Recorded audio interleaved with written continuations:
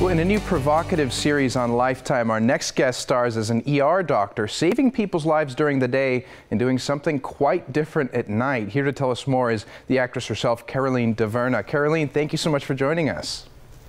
Of course, thank you for having me. So I intentionally left out the name of the show because I said that you do something quite different at night, and I kind of want to let you tell us what that is.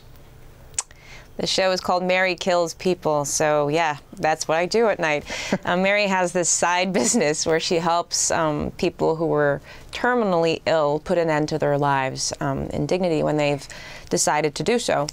And she's doing this with her partner in crime, who's also a doctor and recovering heroin addict.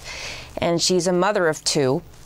So she has a lot going on in her life. She has to lead this double life because, as you can imagine, she cannot talk to everyone about what she's doing. And as you can also imagine, she will be getting in trouble for what she's doing. It's a very fascinating part for me to play because there are many layers to play with.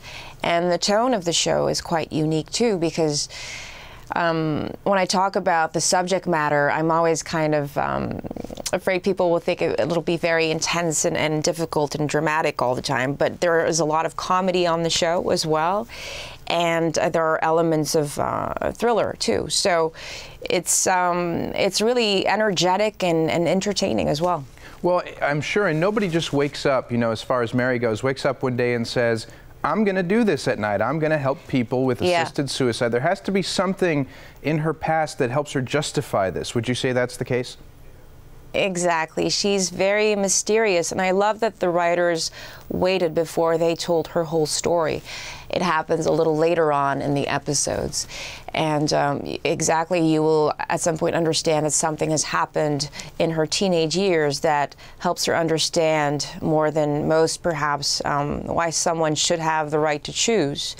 And this has become her crusade. She refuses to let anyone down and abandon anyone who is desperate to end their suffering, desperate to die. Well, and you alluded to the fact that not everything goes as planned, that she might have to do shifty or shady things in order to continue what she's doing. Would you say that she's Breaking Bad in a way? A little bit, yeah. She's a rebel. She really is a compassionate rebel. I think she feels like the law is not has not evolved yet, and that she's fighting to make it right, bring justice back to these people who are left alone most of the time with this decision that they've taken. And if she's not there to help, then who will? Right. Well, and of course the show's intended to entertain people, but do you think when they watch it, they're going to walk away with sort of a renewed perspective on assisted suicide specifically? I think so, because it's a really important social debate to have. We don't have it often enough, I think. And the writer, Tara Armstrong, this is her first show, and she wanted it to be about death because she feels we don't talk about it often enough. And I think she's quite right. There's no harm in naming it. There is no harm in exploring the subject matter.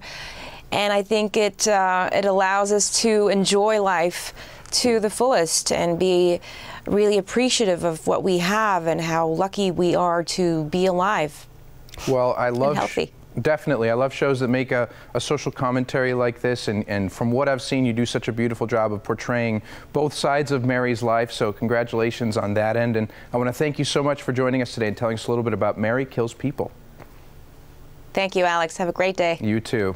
Now, you guys can watch the series premiere of Mary Kills People this Sunday night, and to learn more, visit mylifetime.com.